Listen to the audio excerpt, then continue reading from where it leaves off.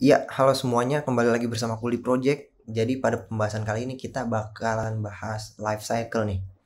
Life cycle itu kalau di bahasa Indonesiain apa ya? Siklus hidup. Siklus hidup. Nah, ini kita bahas widget life cycle, berarti siklus hidup si widget. Nah, widget itu yang kita tahu, widget tuh apapun ya yang ada di Flutter tuh kayak misalnya app bar, text button atau text atau icon itu semuanya widget. Nah, gitu ya.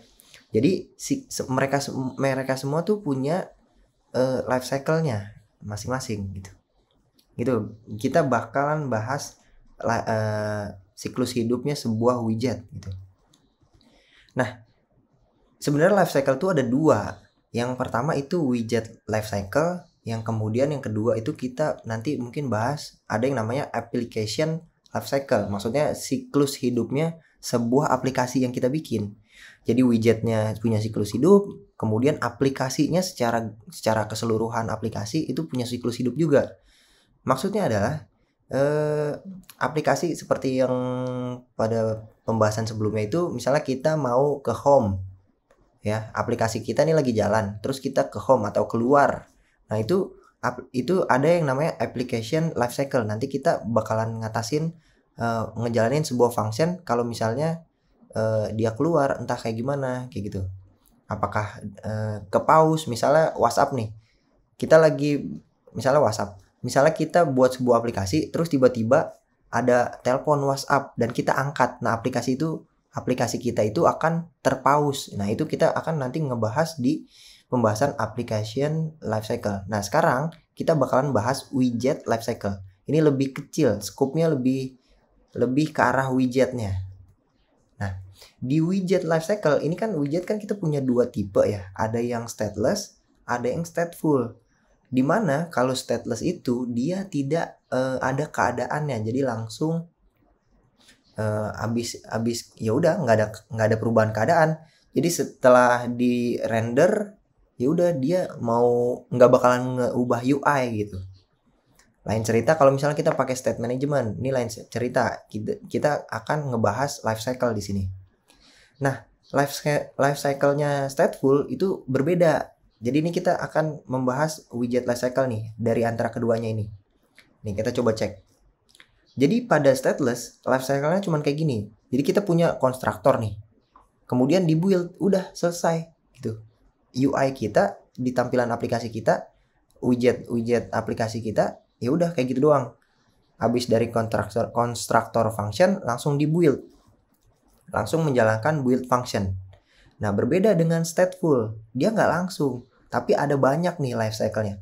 Ada yang namanya init state, ada yang namanya did change dependency, did update widget, deactive, dan dispose. Nah, itu masing-masing kita bisa gunain sesuai dengan kebutuhan yang kita inginkan. Gitu. Nanti akan kita jelasin semuanya nih. Init state, did change dependency, dan sebagainya. Kita buat project baru nih, kayak gini nih. Ini kan stateless ya. Jadi stateless ini punya konstruktor, misalnya my app. Nih, my app ada konstruktornya di sini ya. Kan konstruktornya kayak gini ya. This apa gitu misalnya. Nah, konstruktor ini akan dijalankan, misalnya kita print deh, kita akan ngeprint konstruktor stateless gitu misalnya ya. Konstruktor stateless ini akan di print. Kemudian build function, ini ada build function, dia akan ngeprint juga sebelum return, dia di print juga. Ini build function stateless. Kita cek, kita save, kita refresh ya. Nih kita cek debug. Nah, konstruktor pertama kali dibuat langsung di print, jadi ngeprintnya sekali doang. Ketika ada perubahan state, nah ini nggak bakalan dibuat lagi karena dia stateless gitu. Lain cerita dengan stateful. Nah, dia punya banyak nih, ada init state, did change dependency, dan lain sebagainya. Kita akan mempelajari itu semua. Nah, berarti pertama-tama kita harus hapus semuanya dulu karena kita akan membuat sebuah counter ini menjadi lebih sederhana. Misal kita pasang stateless namanya my app, kemudian ini pasang material app yang home-nya misalnya counter page. ya, counter page. Nah, kita pasang terpisah di sini stateless saja, counter page ya. Kita pasang scaffoldnya baru, ada app barnya, titlenya kita pasang sebuah teks yaitu counter page. Kita pasang bodinya, itu ada di tengah-tengah sebuah tulisan ya. Nanti tulisan ini misalnya angka deh, angka 0, kita ubah font size nya menjadi 35 mungkin, jadi lebih bagus. Nah, kayak gini. Kita coba refresh. Mana dia? Main.dart, kita coba refresh. Kok nggak berubah ya? Oh, data apa nih? Data HTML. Kita coba check. Nah, ini seperti ini. Nah, kita juga butuh floating action button di sini. Jadi di sini kita pasang floating action button. Kita pasang on press-nya. Nanti dulu. Kemudian kita pasang child-nya sebuah icons.add. Nah, jadi kita akan nambah. Jadi ini bisa diklik ya. Nah, karena ini kita akan merubah keadaan, kita ubah dia menjadi stateful biar bisa dapat set state. Jadi awal-awal kita punya number atau counter nih. Counter. Awal-awal 0, kemudian pas diklik kita set state, dia counternya plus gini ya, bakal nambah nih. Nah, ini jangan lupa kita ambil counter, kita save, kita refresh, klik. Nah, ini udah bisa nih. Nah, dia juga punya nih stateful ini, counter page ini punya yang namanya constructor. Coba kita cek konstruktornya, kita print ya, print constructor stateful, cara seperti ini. Kemudian ada yang namanya build, sini build method gini. Kita save, coba kita cek di bug console, kemudian kita refresh. Nah, konstruktor dijalanin, kemudian ngebuild. Nah, ketika ini diklik, nah buildnya bakalan terus dibuild ulang ya. Jadi function build ini akan dijalankan terus. Nah, kalau misalnya ini create state, ini ada function create state juga. Ini kita coba ganti dia menjadi kayak gini. Kita returnnya baru yang ini, counter ini. Kita coba print juga dia create state. Function create state ini dijalankan berapa kali? Kita refresh. Nah, jadi konstruktor dulu dijalanin, kemudian dia nge-create state. Setelah jadi create state-nya nih, yang ini. Setelah jadi, baru dia nge-build. Ketika build ini diubah, UI-nya, ada set state di sini. Ada set state. Dia akan menjalankan apa? Nah, build-nya doang. Create state dibikin sekali, kemudian nge-build. Nah, karena ini stateful, ini ada namanya ini semua nih. Jadi kita bisa pasang di sini ada yang namanya init state. Init state. Nah, ini nggak ada nih. Kenapa nggak ada? Karena override itu life cycle ini semua harus dipasang di bawah ini. Kalau misalnya kita punya variabel di sini, kita pasang di sini di bawahnya. Init state. Nah, ini baru ada. Karena dia sifatnya override. Nah, init state ini dia di sini kita akan menjalankan apa di sini? Function. Tapi kalau kita baca cek di detailsnya, katanya kita harus memastikan bahwa metode ini init state itu harus dimulai dengan memanggil super init state. Jadi kita panggil ini dulu, baru kita ngejalanin sesuatu. Itu. Kita coba kita print aja init state-nya. Print init state. Kita copy.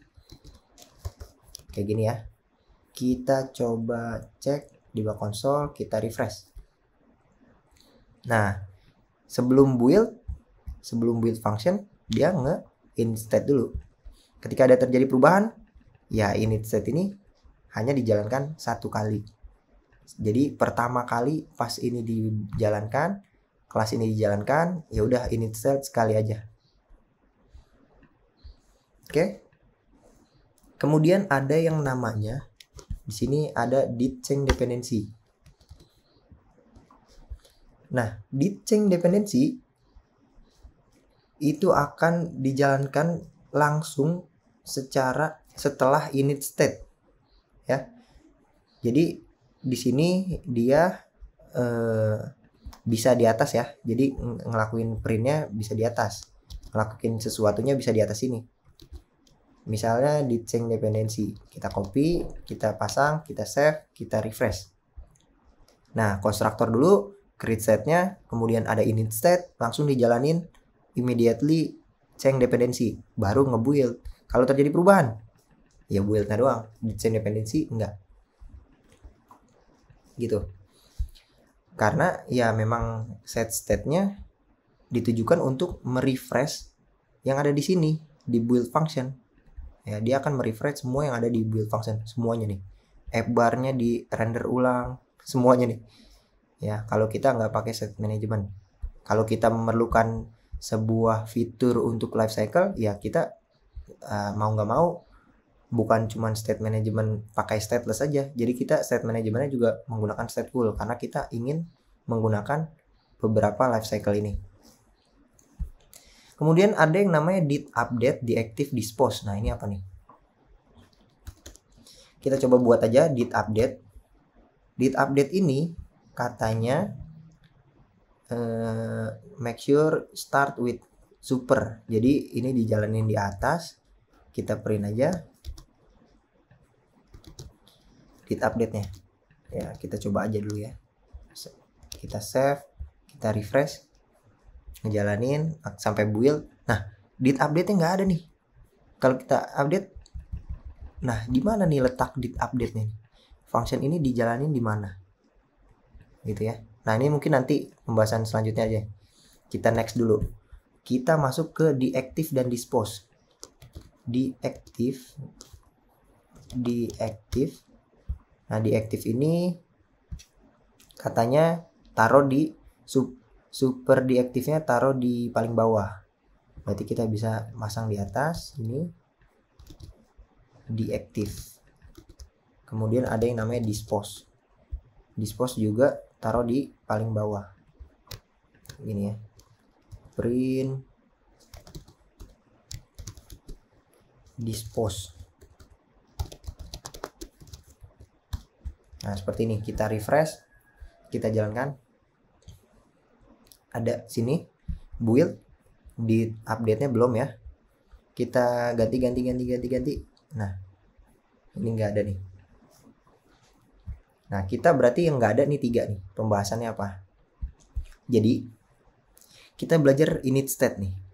Init state adalah sebuah function lifecycle yang akan dijalankan cuma satu kali, bener-bener cuma satu kali ketika kelas ini dijalankan, langsung dia init state sekali, baru dia mau ngapain.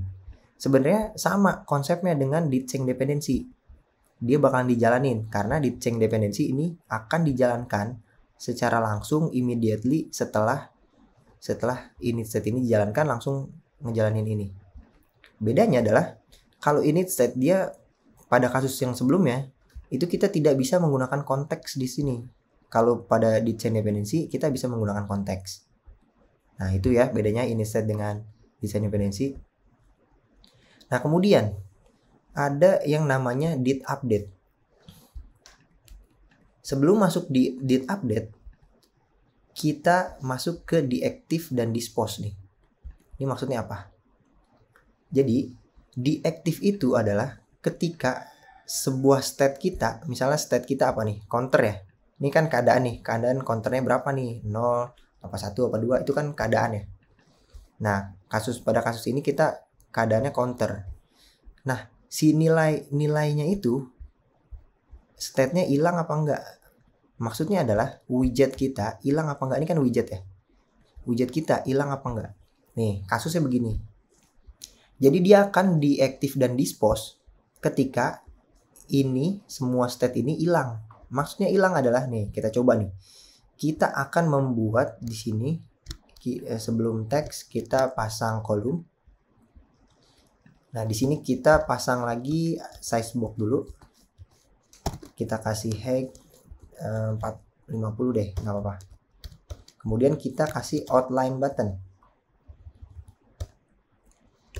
On press. Childnya text.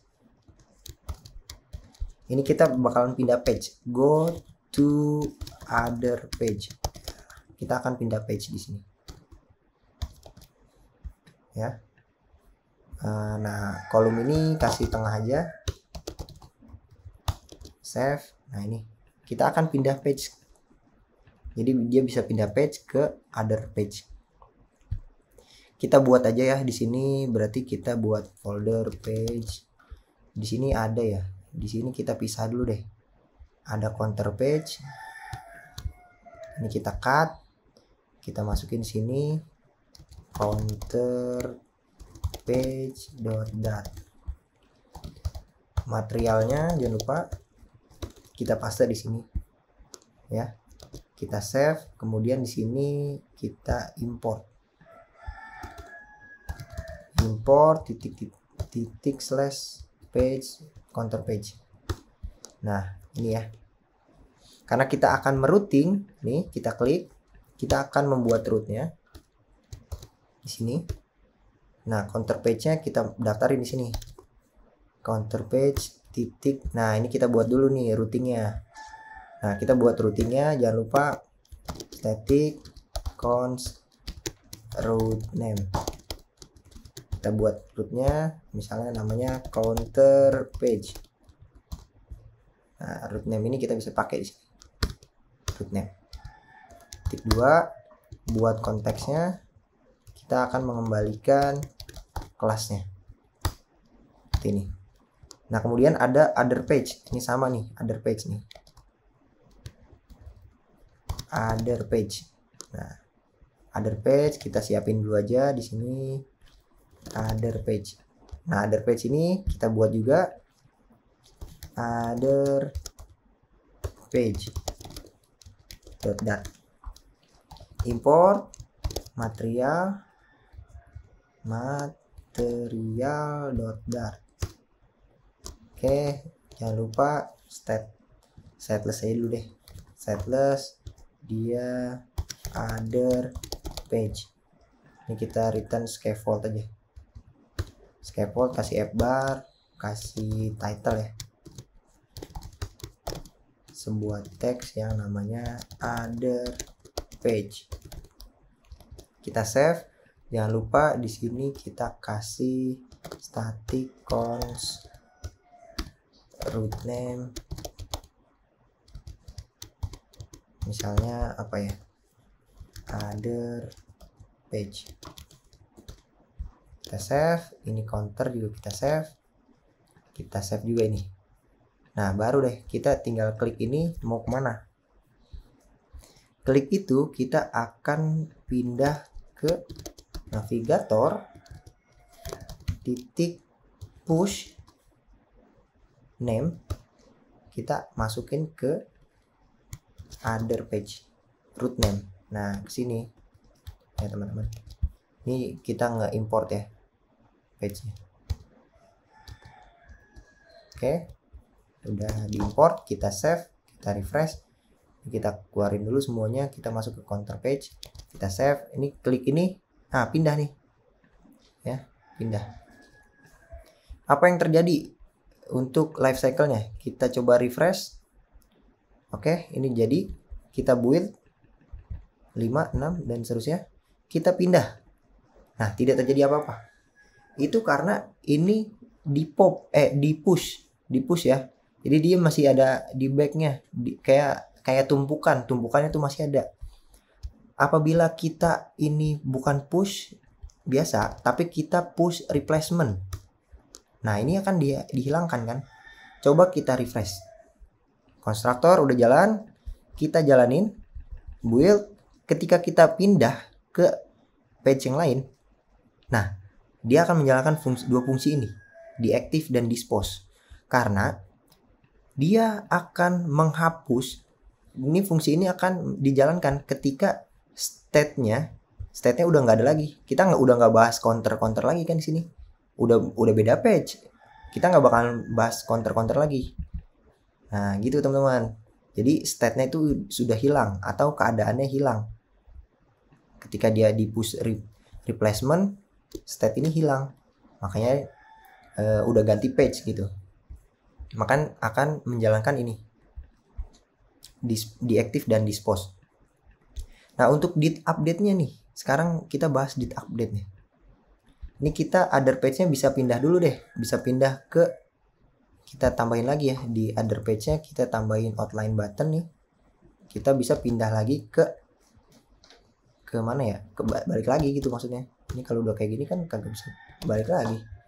Kita kasih center, kita kasih child, kita pasang outline buttonnya, kita pasang go to counter page. Ini balik lagi nih, counter page ini ya, jangan lupa diimport page-nya, balikin lagi, kita save, kita refresh. Pertama counter page, kalau misalnya ada jalan, ada build lagi, ngerender ulang. Kalau misalnya dia pindah, nah ini hilang. Kalau misalnya dia balik lagi, ya ngulang lagi dia, ngubah ke konstruktor lagi, gitu teman-teman. Coba kita ini konstruktornya kita print juga deh, ini buat pembatas ya. Sebelum konstruktor kita buat pembatas dulu. Oke, kita save, kita refresh. Ini pembatas, ini jalanin.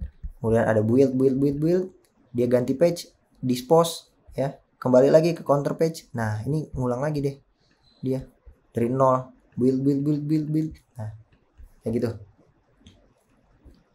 Nah gimana caranya kita ini fungsi ini nih, life cycle yang ini gimana nih maksudnya?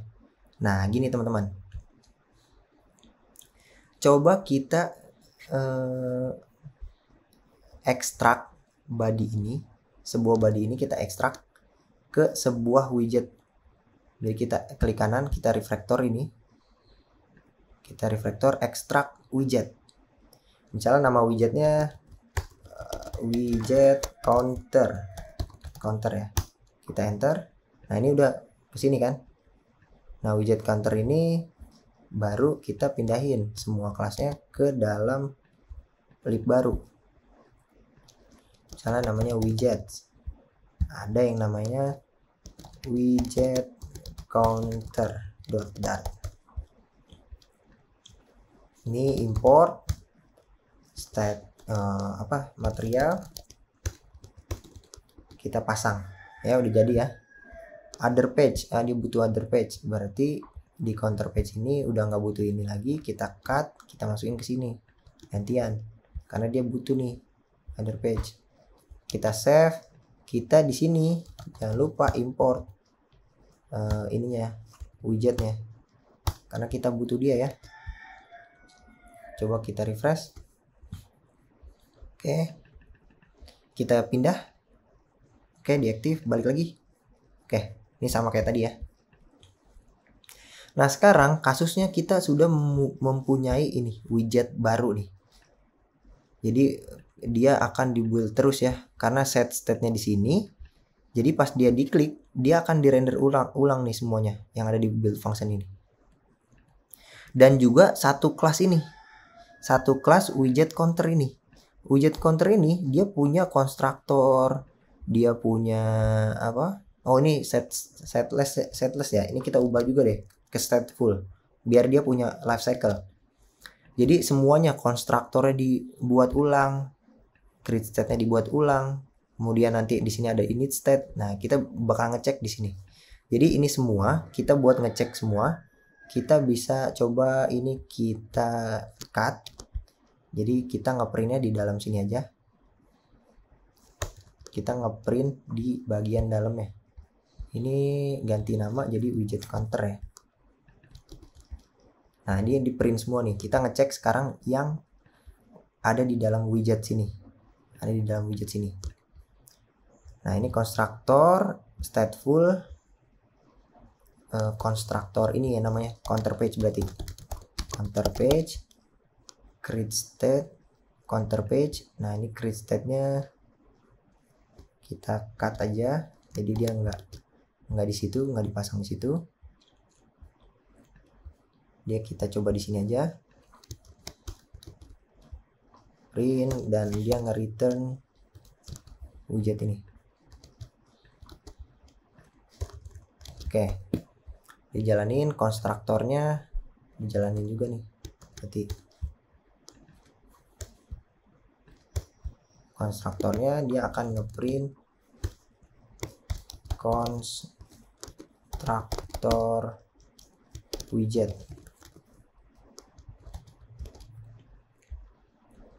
Nah ini set semuanya, ini build ya, print build. Oke, ini nggak usah deh, biar nggak keder. Jadi ini kita kasih pembatas, dia ada di sini. Kita yang pertama kalinya kita kasih pembatasnya jangan yang strip 2 tapi strip 1 buat bedain. Kita save, kita refresh. Oke. Nah ini ya. Ini strip 2 ini ada terjadi di counter page karena dia bikin. Nah, pas dia langsung ngebuat konstruktor widget, create state widget, ini set widget. Ini semuanya terjadi di widget nih, ya. Ini semua terjadi di widget karena kita pasangnya di widget sini ya. Nah, ketika ini terjadi perubahan karena set state-nya di luar kelas ini, di luar widget ini, maka yang terjadi adalah kita klik ini. Klik. Nah, ini yang terjadi. Konstruktornya dijalanin lagi, tapi dia create state, init state nggak dipasang, sama dit change dependensinya nggak dibuat ulang. Yang dibuat ulang adalah konstruktor dan dit update widget. Langsung ngebuild ulang. Ini ngebuild lagi. Nah kayak gini teman-teman. Jadi ini pertama kali dijalankan page-nya, kemudian ada set state, dia ngebuat konstruktor sama create state, init state, di change dependency, build, ini pertama kali dijalanin. Kemudian pas terjadi perubahan state, dia akan memunculkan dit update widget. Nah, kita bisa ngecek nih di dit update widget sebenarnya ini ada apa di sini. Dit update widget ini ada yang unik. Kita punya parameter old widget. Kita bisa coba print dia. Sebenarnya old widget ini apa? Gitu ya. Old widget ini apa? Old widget adalah sebuah kelas. Jadi kita coba print jangan kelasnya tapi counternya ini. Nah, old widget ini, widget counter ini dia punya namanya discounter. Nah, ini yang dia di print. Nah, kita coba print old counter. Kita save, kita refresh. Ini build pertama kali. Kita klik, state-nya berubah jadi 1 nih. Tapi dia ngeprint old widgetnya 0. Maksudnya adalah dia menyimpan widget yang lama atau state yang lama. State counter yang lama tuh nilainya 0 loh yang sebelumnya. Nah, kalau yang barunya apa? Kalau yang barunya kita bisa ambil dari sini. Counter yang ini yang baru nih. Berarti kita bisa ambil pakai yang ini nih. Ini kan yang barunya nih, widget titik counter. Nah, kita bisa ngambil yang ini. Ini yang barunya. Berarti kita pasang gini aja. Kutip old counter. Oke. Gini ya. Old value yang ini, kemudian ada new value yang ini. Kita cut, kita pasang di sini. Ya, ini kita clear. Kita refresh. Nih. Jadi konstruktor counter page-nya, kemudian dia masuk ke widgetnya. Konstruktor, create state, init state dijalanin, di change dependency, baru dia build. Nah, pas diklik. Nah, old value-nya yang lama itu adalah 0. Kemudian dia pas udah diupdate, dia akan dia punya state yang baru dengan menggunakan widget counter ini. Yang barunya itu adalah 1. Dia ngebuild lagi. Kalau diklik lagi, nah 1 2, karena ini sekarang 2 nih yang new-nya. Yang lamanya disimpan juga. Ditembak lagi. Nah, seperti ini teman-teman. Kalau dia pindah page, ya hilang semua, diaktif dan dispose. Balik lagi, yang ulang dari 0. Itu teman-teman. Dia akan menjalankan konstruktor counter page baru, ngulang dari 0. Gimana caranya dia biar nggak ngulang? Padahal dia udah di push replacement. Ini kan udah di dispose, udah diaktif. Nah, gimana caranya pas dia diklik ini, dia tetap melanjutkan yang tadi. Padahal ini di push replacement, datanya udah di dispose. Nah, itu gunanya init state yang tadi. Misalnya nih, ketika dia udah dapat state yang baru di mana?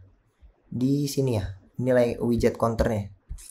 Nah, ketika dia akan nge-push ini, kita bisa kasih dia sebuah argumen. Ya, materi argumen ini sudah pernah kita pelajarin. Apa yang kita lempar?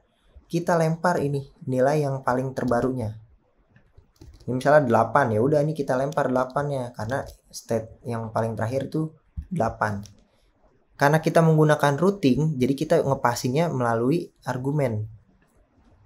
Gimana cara gunainnya? Dapetin argumen ini di bagian other page.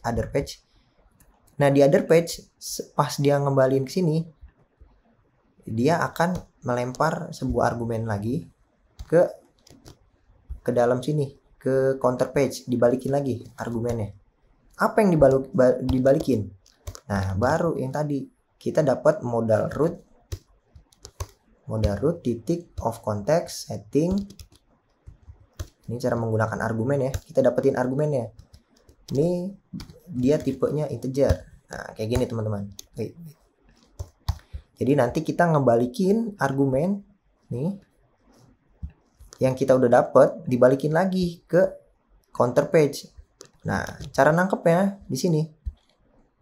Berarti di counter page kita harus ngeubah nilai counter ini menjadi yang tadi. Kita dapat nih modal root titik of context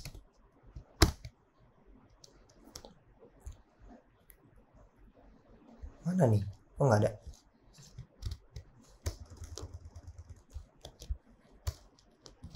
Init state modal root. Jadi ini sebelumnya modal root of context titik settings. Kalau mau dapetinnya argumen as integer. Jadi kita udah dapet. Misalnya kita taruh di dalam sini number apa ya, kita bilangnya number hasil, number terakhir, number state yang paling terakhir nih ya. Baru kita update nih counter ini sama dengan number state. Kita update dia, kita save, kita refresh. Nah, error. Kenapa? Ingat nggak apa yang error? Karena kita menggunakan konteks, jadi jangan pasang di init state, tapi pasang di did chain dependency. Nah, pasangnya di sini. Gitu ya teman-teman. Ini kita cut, ini kita pasang di sini. Ini nggak perlu init state. Jadi kita save. Nah, awal-awal 0.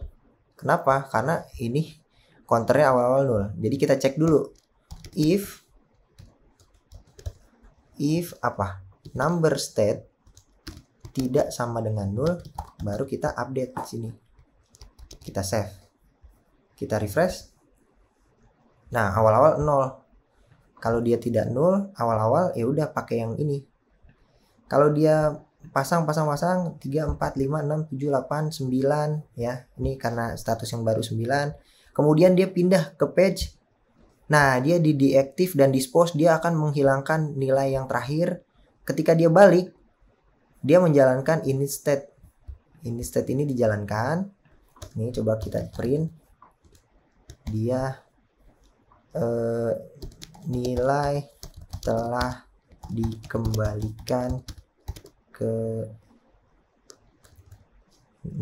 dikembalikan seperti state terakhir.